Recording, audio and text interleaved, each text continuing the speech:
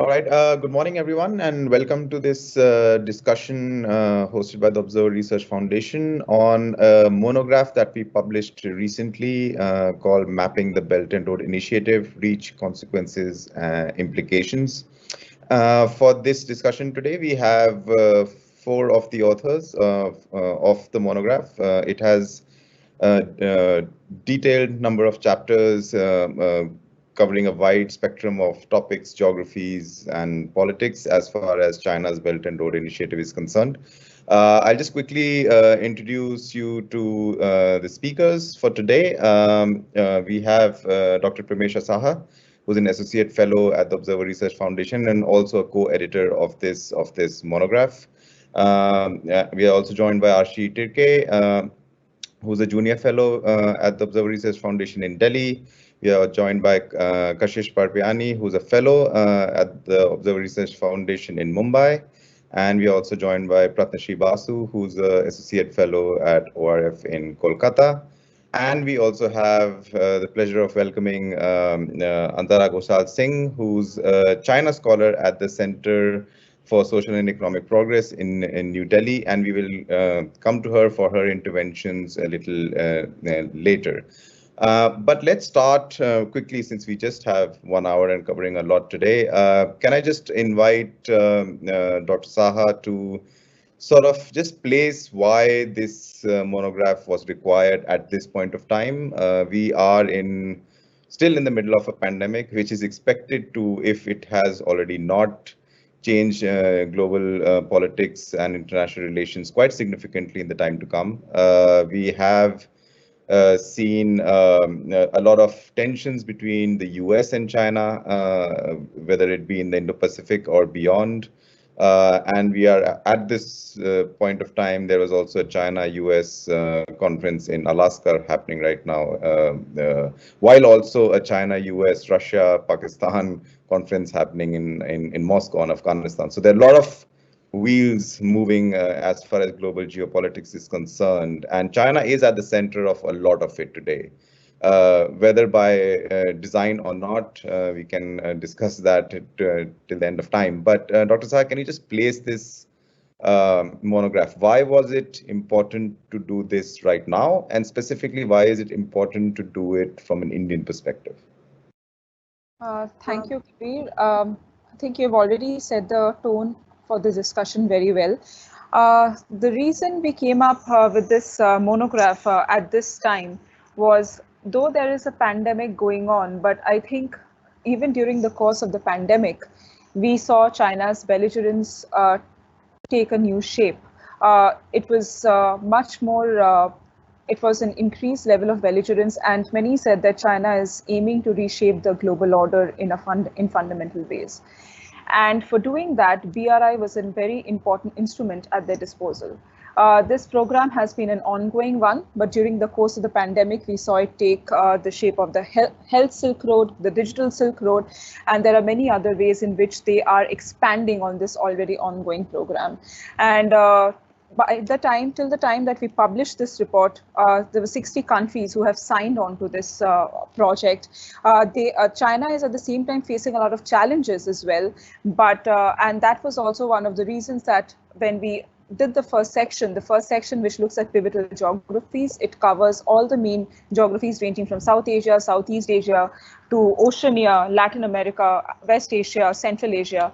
All these regions, the authors also mapped out the challenges that China faces in each of these geographies, as well as the response and the progress of the projects. The second section looks at the response of the major powers. Now, why did we come up with this section was, to China, the BRI is a sort of a response. That was what we analyzed from the literature that was available, that to them, this was more of a response to the US's Asia pivot policy and also to the upcoming Indo-Pacific concept that has been gaining momentum in the recent past.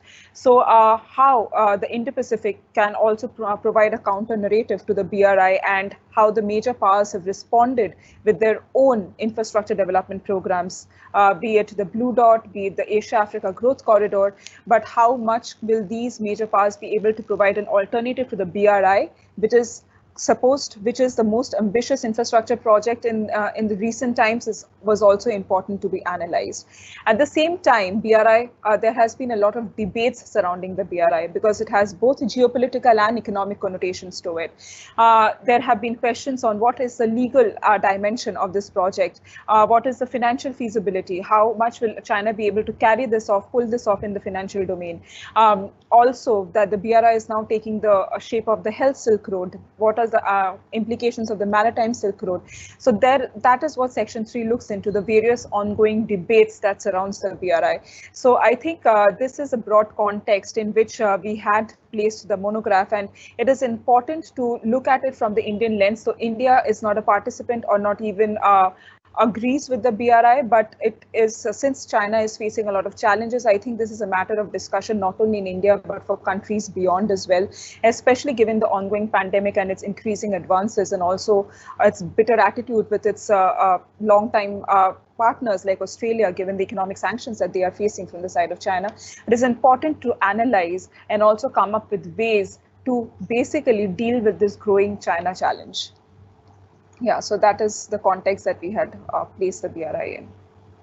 Okay, that really puts it well in a very sort of fast manner. It's a very complicated thing, of course, BRI, to see it, because there are just so many variables and moving wheels of this project.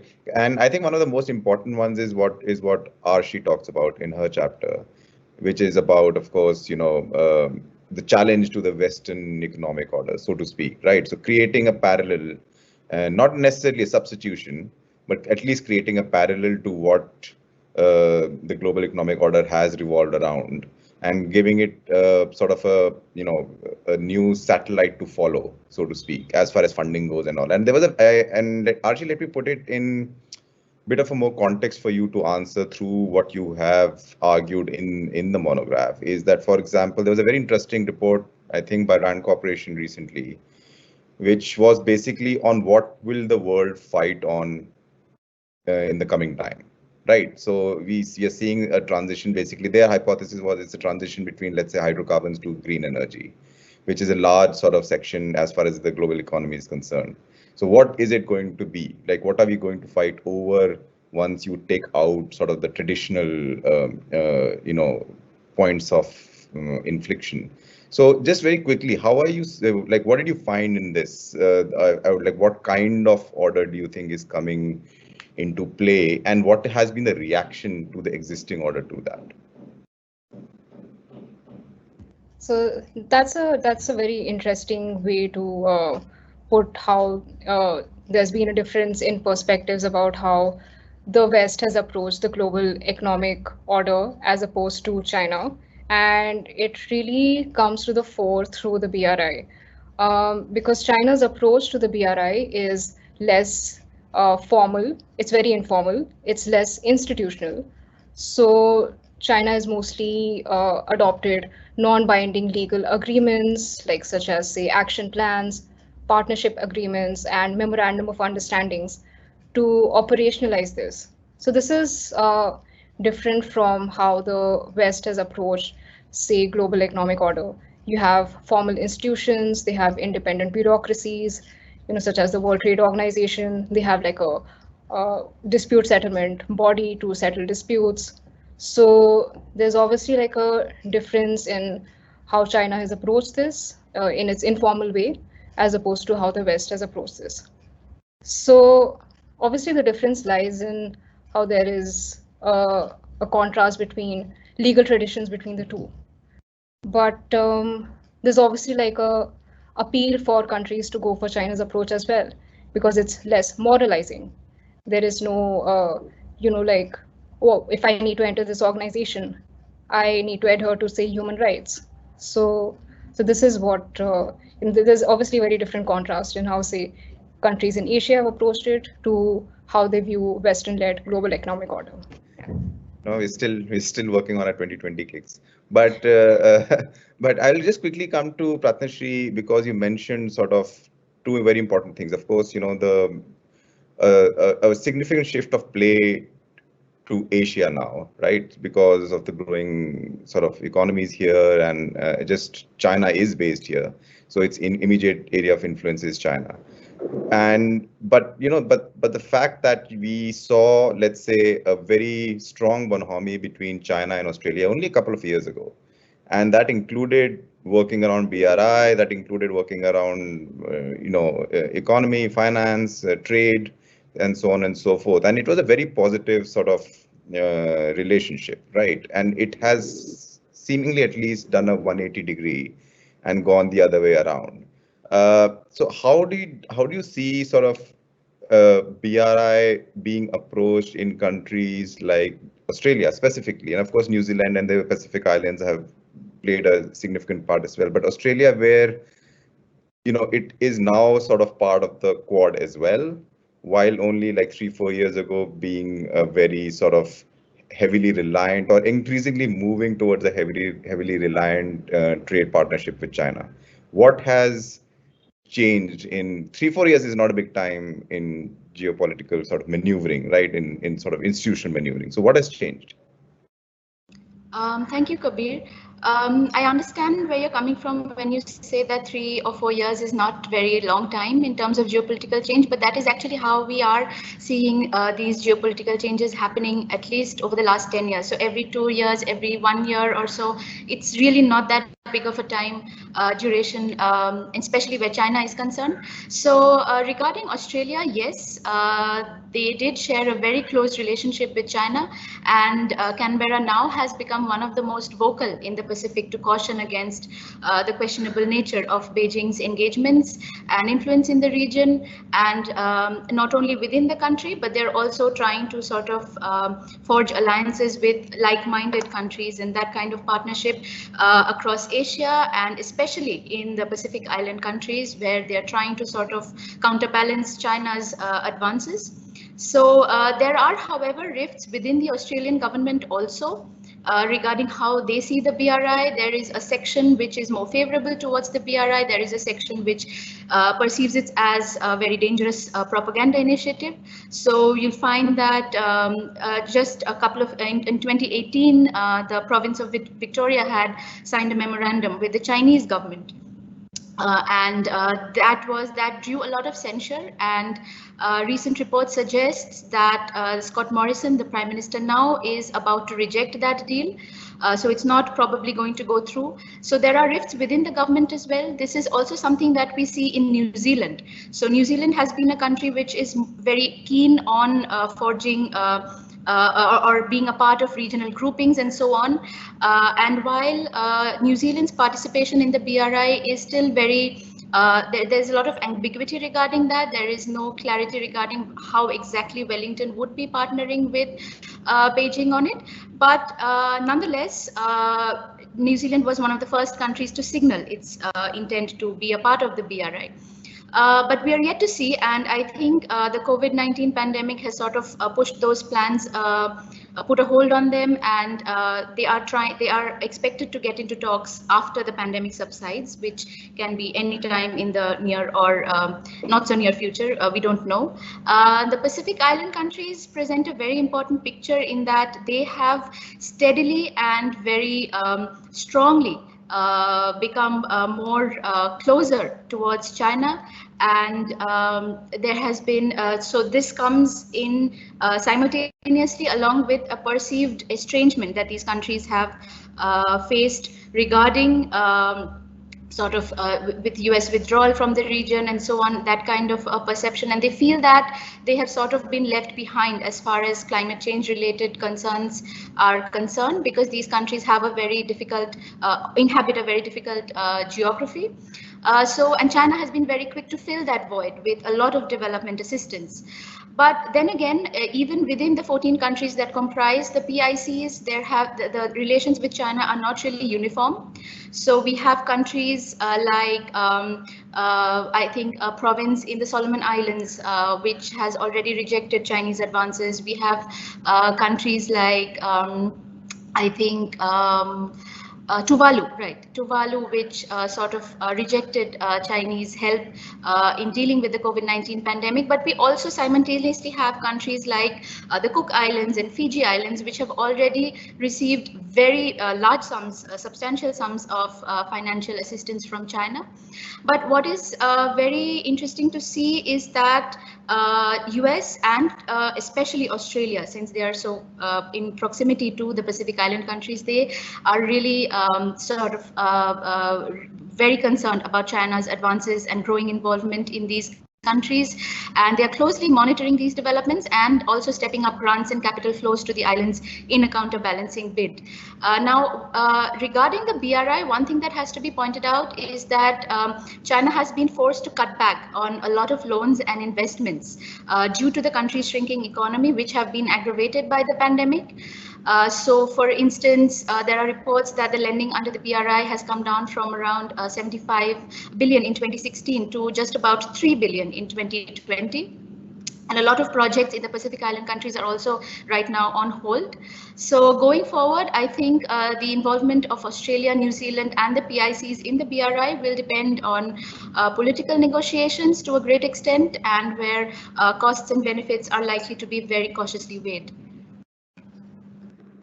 All right, yeah, I think that makes that makes a lot of sense, and I think it's very important that you mention even in your chapter that climate change is for like smaller island nations in the Pacific, which I think prior to BRI was like hardly on anyone's radar.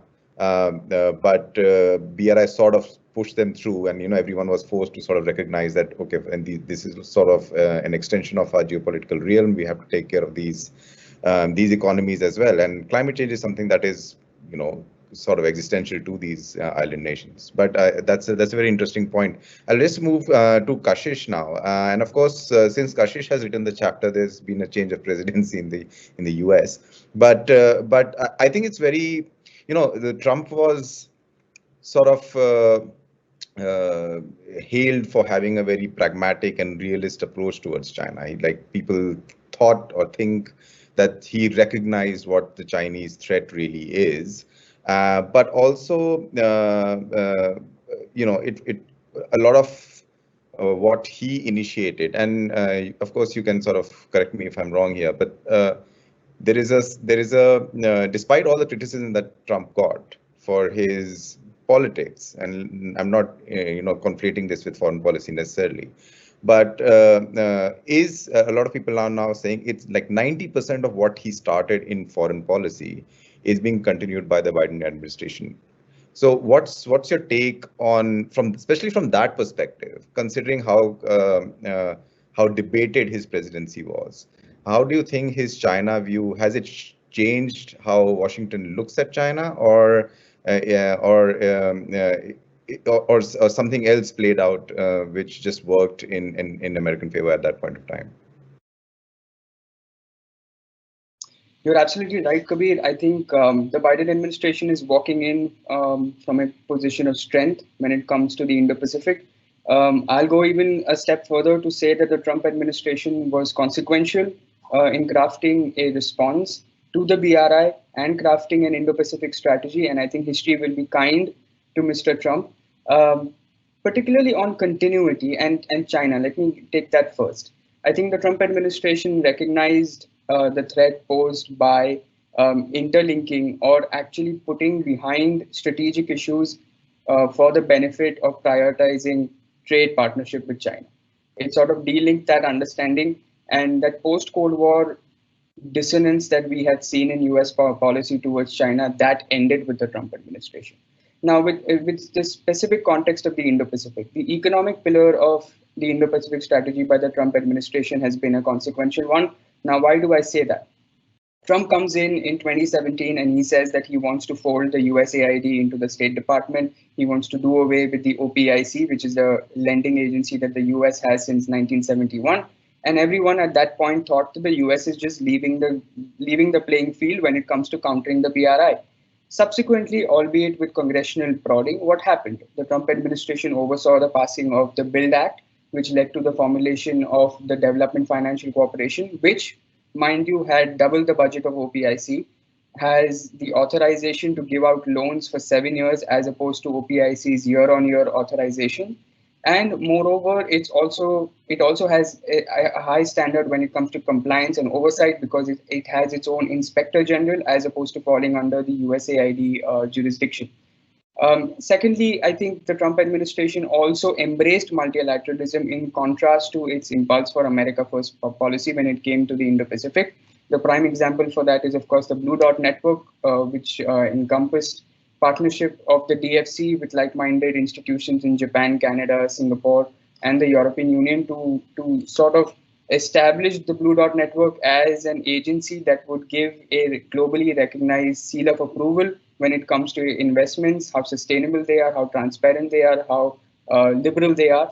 There was another such initiative that the Trump administration put forth in the tech space, specifically in the telco space, and that was the Clean Network, which was a consortium of about 80 countries and 180 telecom companies around the world. Fun fact, India's own Reliance Jio has been branded as a clean telco by the Clean Network. So these are some examples of how the Trump administration laid the ground for a robust US response to the BRI. And now when it comes to the Biden administration, like you said, they are more than willing to perform continuity on this, even though their rhetoric might differ in terms of how disruptive the Trump administration was with US foreign policy. I'll just end with a quick example. The USAID is now going to get representation on the NSC on the director level. So that tells you something about the significance that the Biden administration is going to put on the DFC's activities there in the Indo-Pacific. Melanie Hart, who's taking over the Clean Network, has already endorsed the work that Clean Network has done, and at the same time has even put forth the idea that just as the BDN, the Blue Dot Network, and the Clean Network put together American agencies with international agencies to create a consortium to manage standards, she has also proposed having such agreements between the US Exim Bank and the Exim Banks of countries in the region to create a consortium of export credit agencies that could be of use to the region. So all in all, I think the Trump administration does not get enough credit for the constructive record that it had in the Indo-Pacific region, particularly from the economic standpoint. And I think the Biden administration, once again, I'd like to say that, is entering from a position of strength.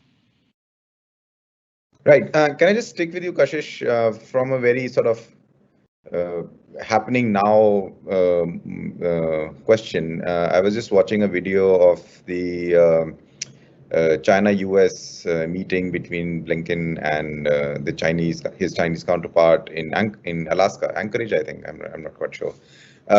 Fairly heated, right? I just saw a very quick clip of it. It seemed to be quite heated. Now, from just let's say a trade perspective, or even when we are talking about clean technologies and so on and so forth, the fact that BRI is considered to be a fairly loose institution, so it's not very binding necessarily, or it gives a lot of room to the party that's receiving from China. And we've seen friction on that as well, right? So we've seen often China saying, oh, well, or observers saying, look, China is not getting the returns that it has actually put the money in. And that predominantly may come from the fact that it's a loosely organized, both diplomatic and economic infrastructure from China. How do you see, is that something that works in the advantage of someone like the US, that the BRI is actually not as strong an umbrella as what US has placed in the past, for example, or does it actually give more leverage for China to enter and exit situations at will, even if it could mean economic losses for Beijing?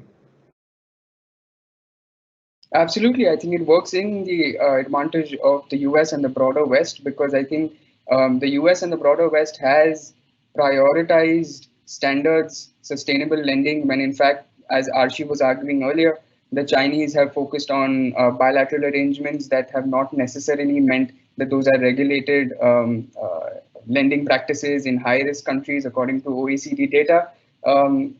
China's BRI had accumulated non-performing assets worth 101 billion by 2018 already. So That does not mean the Chinese have now not recognized that they may have a big fat white elephant at their hands in the name of or in the shape of the BRI.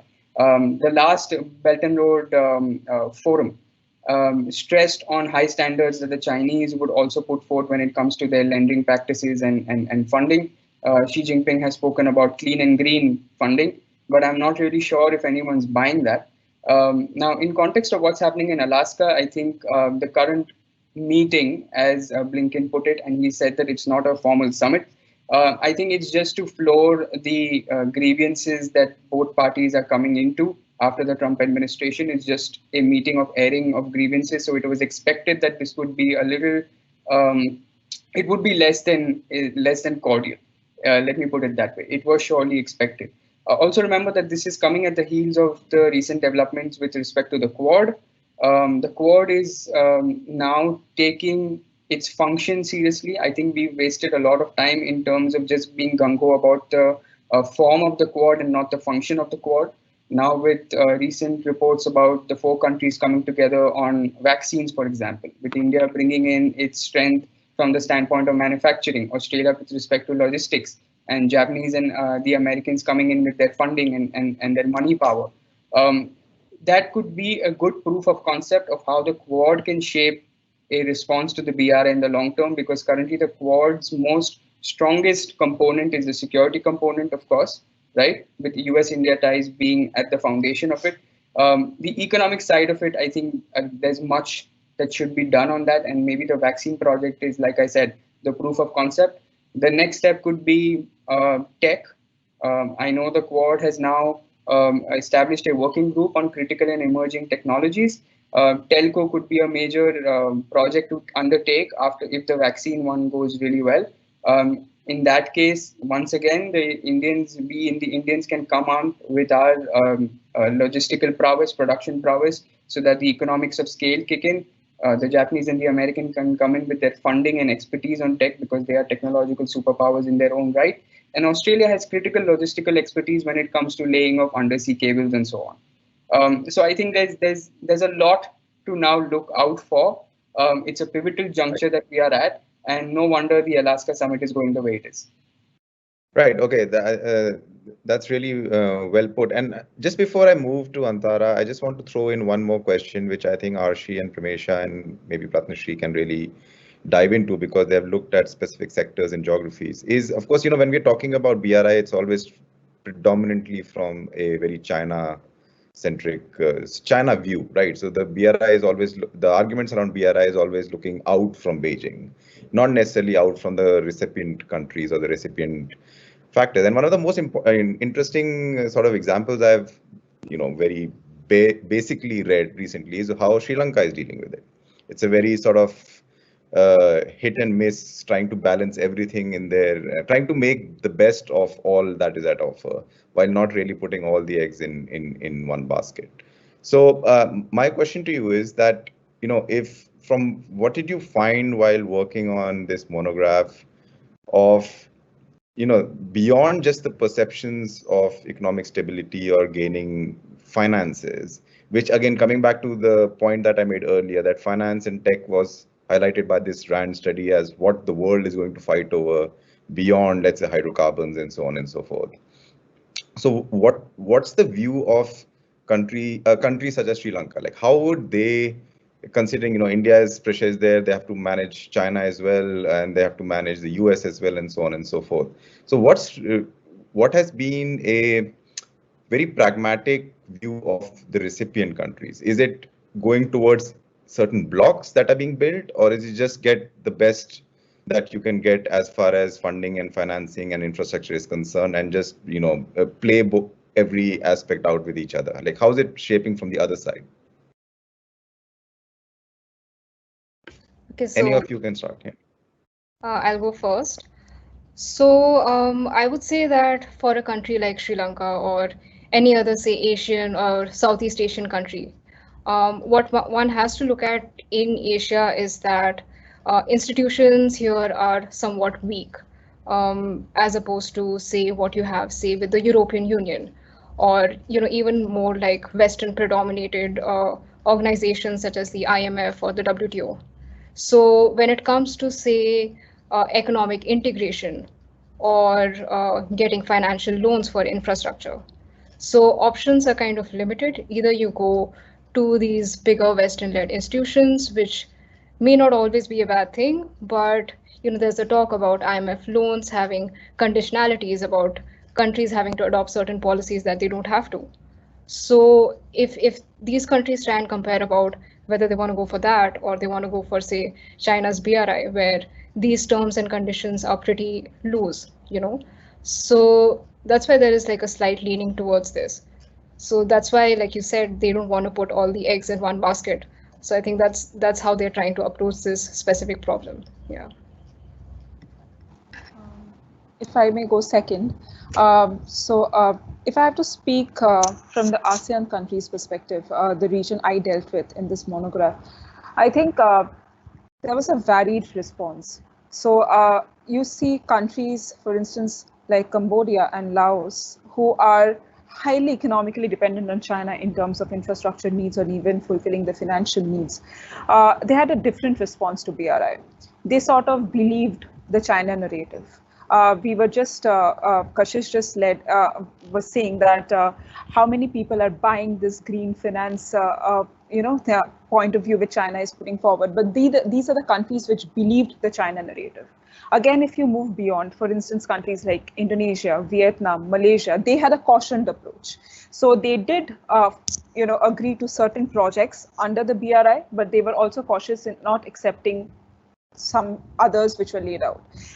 Malaysia, as we knew, under the previous administration, did walk out of the BRI because of the debt problem that they were facing. But again, when there was a change in administration, they went back to the BRI project.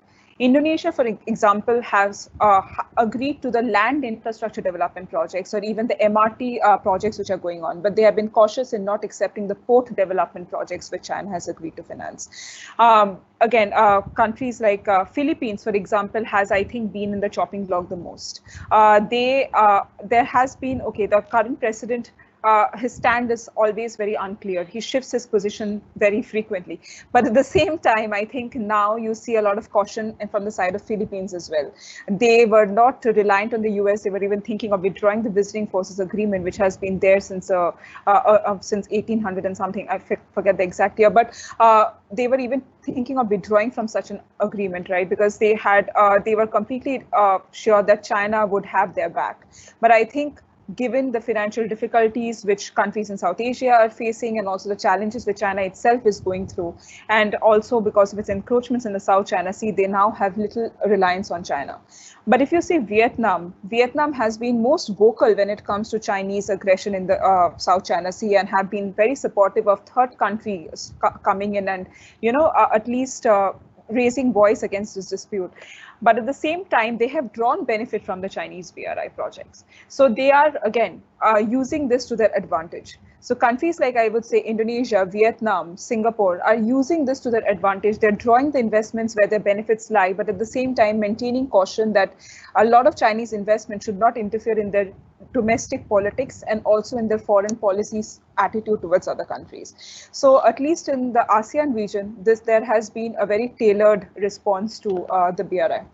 Right. Okay. So one final question before I move to Antara, and that's just coming from what has been talked about till now. There are clearly a lot of different approaches towards how BRI is done. So how would all of you collectively see, let's say, something like CPEC, right, which has many more modalities to it rather than just being sort of a BRI architecture, right? Especially from an Indian point of view, it has a lot of intersections of geopolitics. So I think most number of intersection of geopolitics perhaps after the larger Indo-Pacific region. So how would you see that? China has a very, very close relationship with Pakistan, but it has also made its grievances known to Pakistan about some of the returns over its projects or the pace of its projects and so on and so forth. So how do you think someone like China is going to benefit from that kind of relationship, as far as from a BRI point of view? Anyone can take it.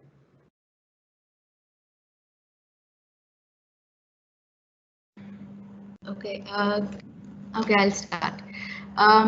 So, Kabir, if I understand correctly, what you mean is how China is going to go forward with BRI in terms in terms of their partnership with Pakistan, right? Like what I was trying to say is basically because it's as far as sort of funding goes and funding projects goes, as we said, it is very loosely developed. But I think CPEC is something which is seen as integral, as the Pakistani establishment said recently, to Pakistan's economic viability, right? So how would, is because it is loosely developed from the Chinese perspective, but how does the intersection work between geopolitics and design of a finance infrastructure like this? Right. So it's of course integral for Pakistan because Pakistan is getting a lot of money out of it. But for China as well, CPEC is very important because it's a very important connecting corridor for them, connecting towards the Eurasian region. And Pakistan has always been an all-weather friend, as we know. Although there are a few reports that there are some small, very minor cracks that are appearing to show. But nonetheless, for China, CPEC is a very important corridor. It connects the western provinces which are essentially landlocked, and China has for a long time, for a number of years, been trying to devise different connectivity strategies to sort of link these provinces with the rest of the world. So we had earlier looked at how Kunming was looking at a connectivity link with the Bay of Bengal through India and through West Bengal particularly.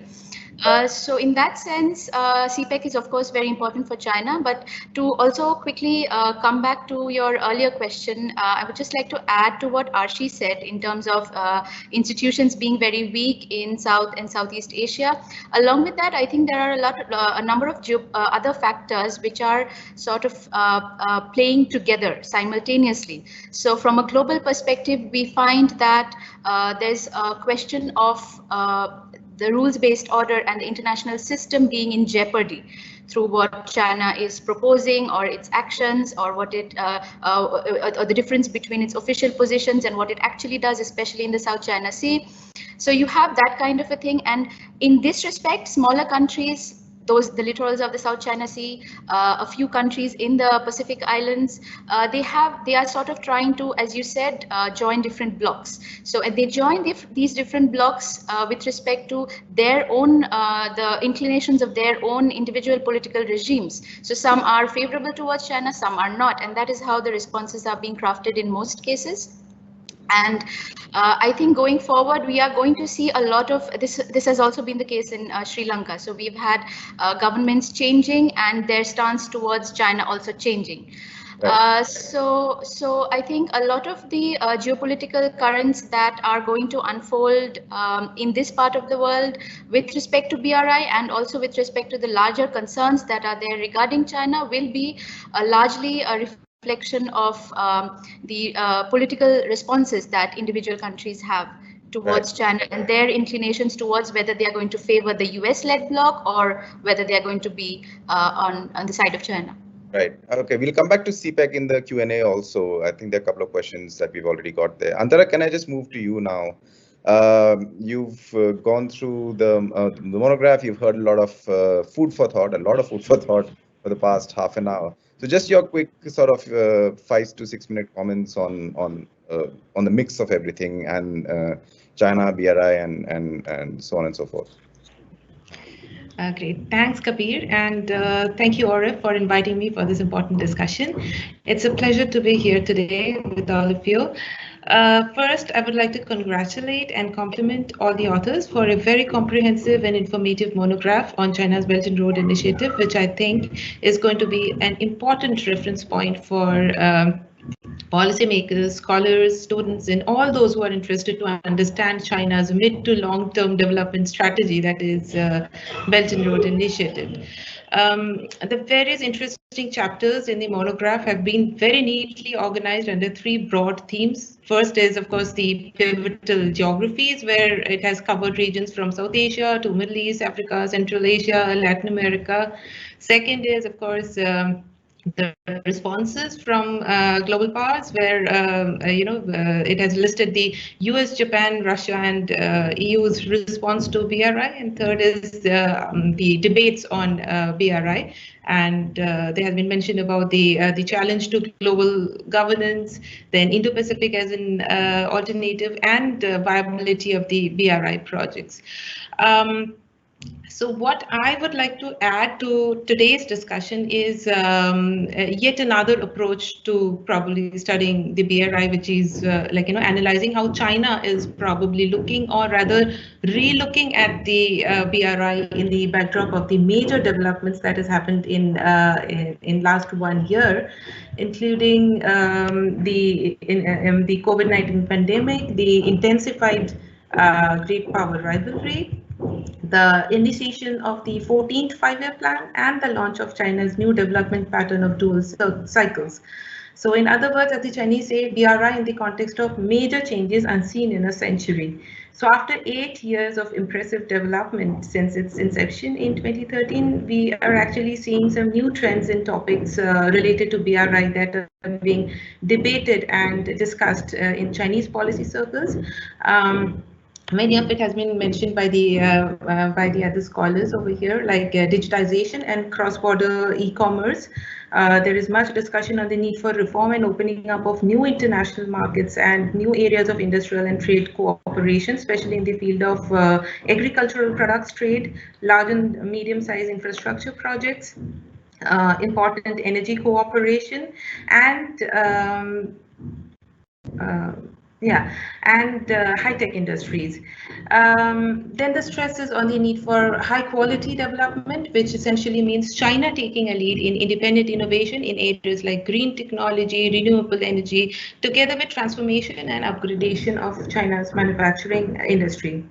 The new situation is also bringing in new challenges, particularly in the form of, incomplete digital infrastructure construction, or the digital divide that exists between countries along Belt and Road. It is also felt at certain quarters that the existing cooperation mechanism is falling short of meeting the needs of diversified and all-round cooperation between China and the world in the present situation. And finally, the intense pressure that is being felt from competing or rival regional economic cooperation initiatives, from the Indo-Pacific to the signing of RCEP. So it is in this backdrop that I am trying to understand how Chinese scholars, strategists are revisiting the Belt and Road concept in the ongoing situation. So based on the Chinese language literature, particularly Chinese journal articles published in the last 6 months, I have tried to understand what are the priority areas or key focus areas of Chinese research or intellectual inquiry into the Belt and Road Initiative. Since this is an ongoing research that I'm doing, I have so far collected and analyzed data for the last 2 to 3 months. And based on that, I can argue that China's current focus regarding Belt and Road Initiative are on a handful of themes. And one of those themes, or one of the most discussed themes, is about increasing risks to BRI and need for risk mitigation and formation of security guarantee system. So to explain it a little bit more, so there is no doubt that the COVID crisis has put a certain brake on the pace of development of the BRI. And by Chinese government's own admission, around 60% of the projects under BRI has been impacted by the pandemic. But even before that, China has been seeing a lot of cancellation or delaying in various projects under BRI in various countries, like the cancellation of the Malaysia East China railway project, postponement of the Singapore-Malaysia high-speed railway project, suspension of China-Thailand high-speed railway project, the Colombo port episode, the Venezuelan railroad suspension case, and so on and so forth. So it is therefore felt that in the present geopolitical situation, there are too many risks, political, economic, socio-cultural, and technological risks facing China's Belt and Road goals. So how to mitigate those risks and create a low risk or zero risk investment environment for Chinese companies under BRI seem to be the most important question before the Chinese strategic community. The consensus in this regard is that risks should be mitigated through improved bilateral agreement, prior research, dynamic tracking and monitoring of risks, and use of technology, internet, intelligent analysis to conduct detailed research on the host countries before China goes into investing in those countries. For instance, in cases like Myanmar, it is suggested that a multi-agent collaborative risk mitigation mechanism, which comprises of government, judicial organs, enterprises, intermediary agencies, social organizations in mass media and others are undertaken.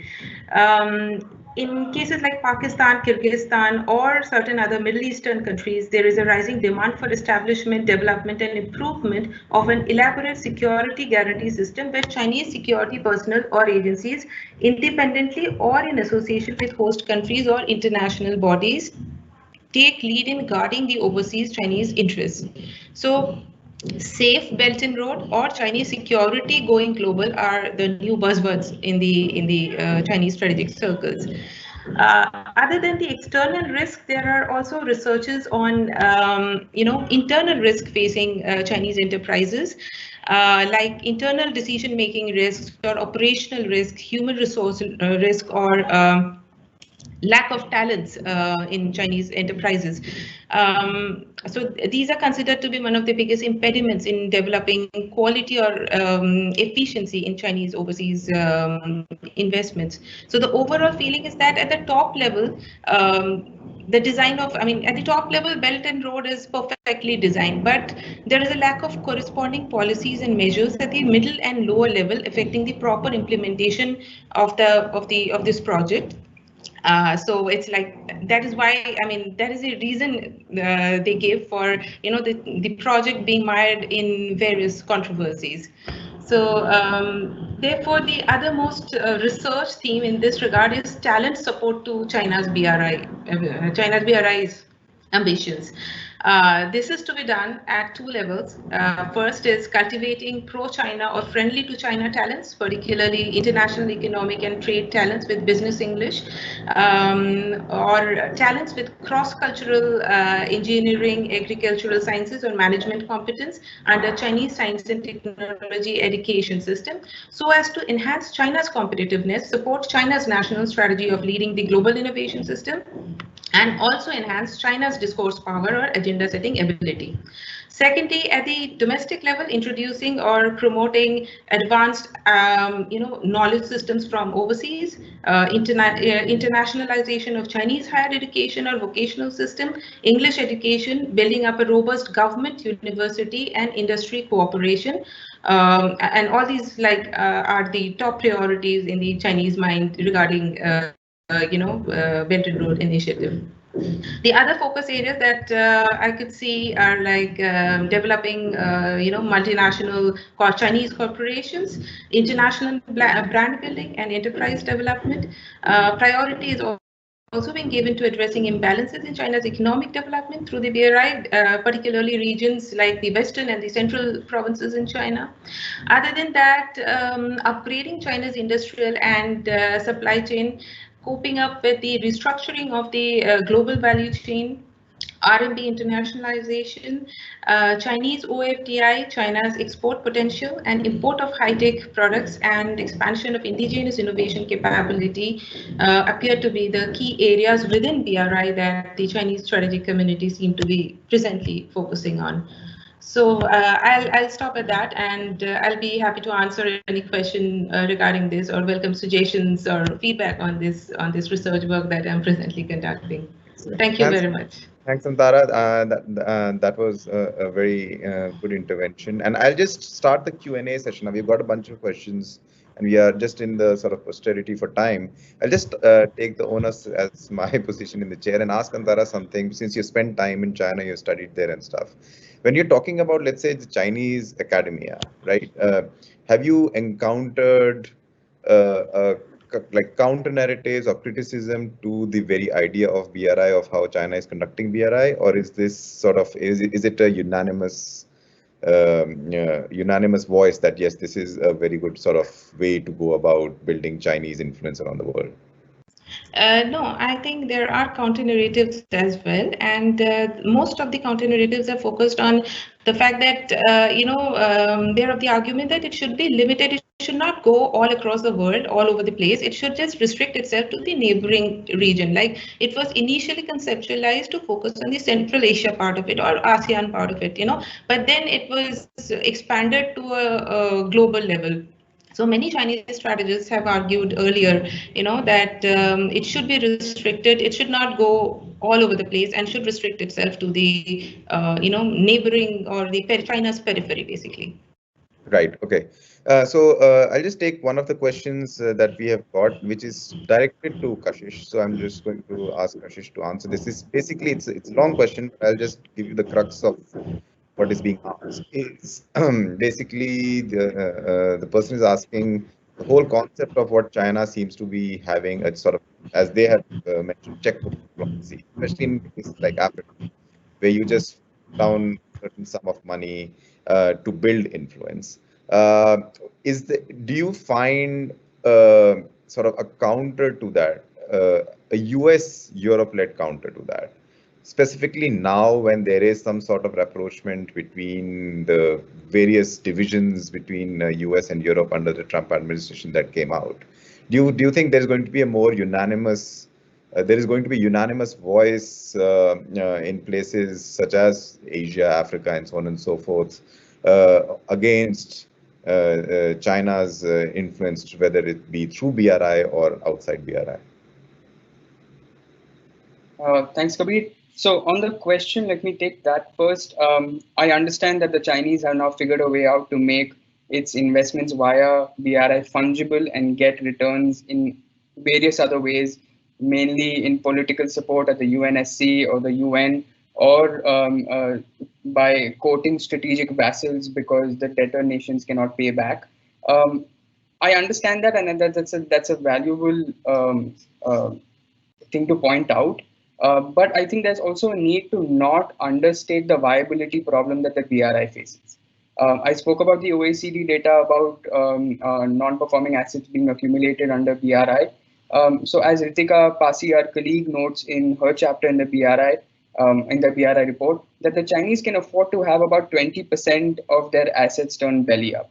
Anything beyond that is just going to be unsustainable for them, even if they continue with their current strategy of making gains, fungible gains in the strategic or the political realm. Because let's not forget, at the end of the day, the BRI is not an aid program. It's still investment. So there has to be green on the output side.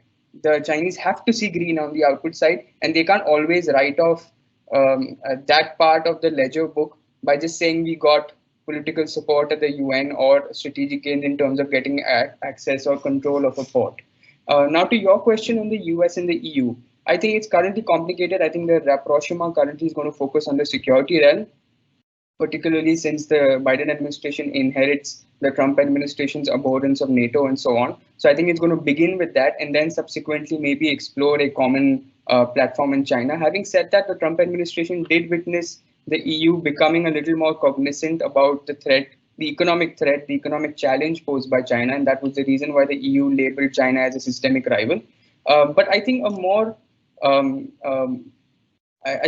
constructive approach could be to facilitate the regional countries here their turn towards free market economics. So, for example, the Trump administration directed its Treasury Department and its Commerce Department to work with Vietnam to deregularize, to put in about 180 laws that helped Vietnam capitalize on the US-China trade war. Vietnam has been one of the biggest beneficiaries of the US-China trade war in terms of all these companies coming out of China and now producing in Vietnam. And in those about 2 to 3 years that the Trump administration gave assistance to Vietnam, Vietnam went from 82 to 68 on the World Bank's doing business report. So I think rather than the EU and the US trying to figure out if they can come up with a common strategy to deal with China, because currently that seems a little unfeasible with the Europeans going ahead and signing the CAI with China. I think a more constructive and more feasible strategy would be for the two sides, the two transatlantic partners, to work together in facilitating the cultivation of free market economics in the region. Right. Okay. I think that's a very good and wholesome answer to a very difficult question. All questions here are quite difficult. But let me just take one last question, because we are at the end of our allotted time. Let me just throw this to everyone. Basically, there's someone on the Q&A named Samir, who's asking, is China wants to rely on the sort of global rules order to get what it wants through ORF BRI, right? And so, do you see this as a contradiction to what it wants to achieve and the means that it's putting in, it wants to achieve, specifically, in places like Africa and so on and so forth, the smaller states where, as someone said, checkbook diplomacy is coming into play quite heavily, but it still wants to rely on a global order. Do you think that's a contradiction, or do you think that's something that China will have to mold itself in, more from its perspective, rather than wait for anyone else to mold themselves according to China's definition of the global order? Anyone can take this. Please feel free. Okay, if I might, I think you said global order versus checkbook diplomacy, so that got my attention, because I think that is very visible in the region that I researched on. So I think until and unless we've mentioned this in the introductory chapter in the monograph as well, China's approach has been, as Arshi clearly mentioned, bilateral agreements, MOUs. Until and unless I think there is a multilateral framework that is working on, by saying that they would be able to achieve a global order, it is contradictory to that. So it cannot be achieved completely through bilateral agreements and through MOUs, because that in a way also affects the regional organizations that are operating in those respective regions as well. Because through such checkbook diplomacy and through such bilateral agreements, you're also putting the countries who have signed on to these BRI projects in a tough spot when they are sitting in their own regional organizations trying to deal with the issue which is China oriented. So in that way, it cannot be a global order until a multilateral framework is being brought in to deal with BRI. And the AIIB and all that is too China dominated. There has to be a multilateral framework in place where it is not so much through these organizations, but at the same time, as Kashish also mentioned, taking the regional countries' perspective who are also part of these organizations is important. Then this contradiction can be addressed. Otherwise, this will still be a contradictory approach that is being taken. At least that is my view. Arshi, do you have, especially when we're talking about trade and economics here, I think the global order is something that always is contested, and it's not necessarily, it's done by others before China also. It's just that China has the political and financial might to actually walk the talk that they are portraying against. Do you think that what China is putting through or is asking for is something that, others would be more agreeable to, or is it something that China has to do it on its own and get itself more accepted to what the existing global order is? I would say that China is sort of creating its own format, so to speak, as to what its approach towards the global rules-based order should look like. As I had mentioned, it's more informal. As in the West, you might have like specific rights and duties for states and treaties. This is not the case here. So it's very fluid, it's very informal, and an interesting thing obviously here, and it's quite obvious, is that China is obviously in a very dominating negotiating position. So to what extent, like say, like in Western institutions, you might still have some provision or semblance of, protecting interest of all states, no matter if they're big or small, equally. That may be missing in these bilateral partnerships, because obviously China is in a much more, dominating position as opposed to the other countries. And the flow of investments is obviously from China to these countries. China is the one that is framing these agreements, not these countries. So there's obviously that question, and obviously if this is the rules-based order that China is looking at, so then it's a much more different picture than what the West has. Yeah. All right, we are like totally out of time now. So can I just thank all the panelists who have joined and Antara who took the time out to be the guest panelist. I think this is a very long discussion we are going to have for many years to come. It's very difficult to fill all of it in 1 year, but for the audience, do check out the monograph. It's available on the ORF website. And I look forward to having these conversations on similar topics in the future as well. So thanks everyone for joining. Thank you so much.